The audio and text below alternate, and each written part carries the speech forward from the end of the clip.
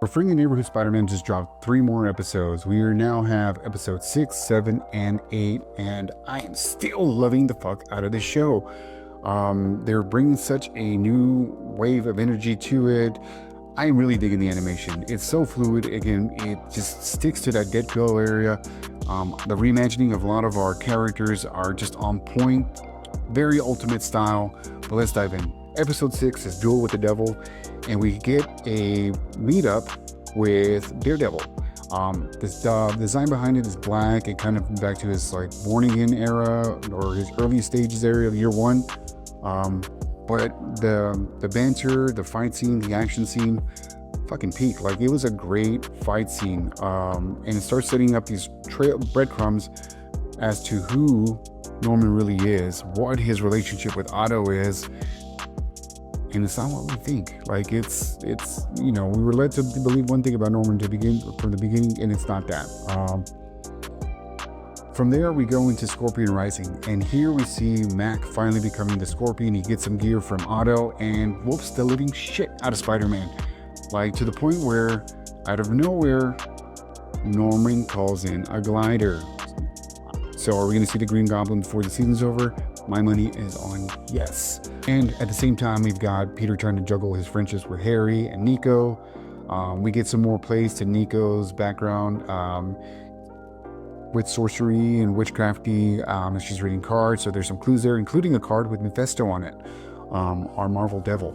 But all in all, I really love what they did with Matt Cargan as a Scorpion. He really was menacing. His fucking gear was fiery shit. But he really just owned Peter. Like, he fucking tore him up. Our third episode was Tangled Web.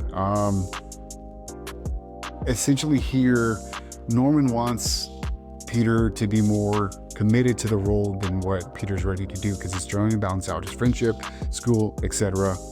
His suit gets fucked up, but the episode ends with a cliffhanger in which we get a silhouette of the classic red and blue. Yes, the red and blue is coming back. It's coming. Finally, it's going to be here. Exactly what it looks like, we don't know yet.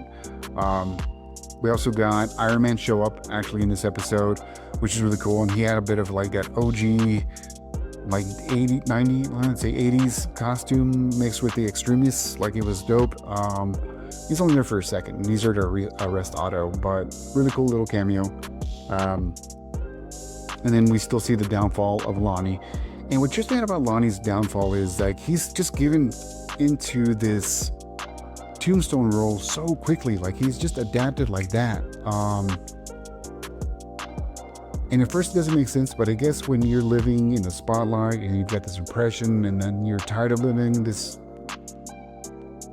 look that's been imposed on you, then maybe even, but that's the only thing that I'm just kind of finding hard to believe, is that he would just be so 180 on being Tombstone and enjoying it versus the life he had. Like, he was doing really good at school and had a future possibilities within college football, sports, etc., and doing something for his family. This is more of a quick route with money and gangs and violence, which, if I don't know, I'm kind of iffy on that one. I feel like that's just too on the nose. But overall, really love the show. I believe we only have 2 more episodes that are going to drop next week. I'm bummed that we only have 2 more episodes, but I fucking love it. The music has been peak. The action's been peak. Like, all of this. The dialogue. Like, it's just been a great fucking show. It's a shame for motherfuckers who are out there just hating on it because the animation is fire. Let me know what you think down below, of course. And as always, appreciate you.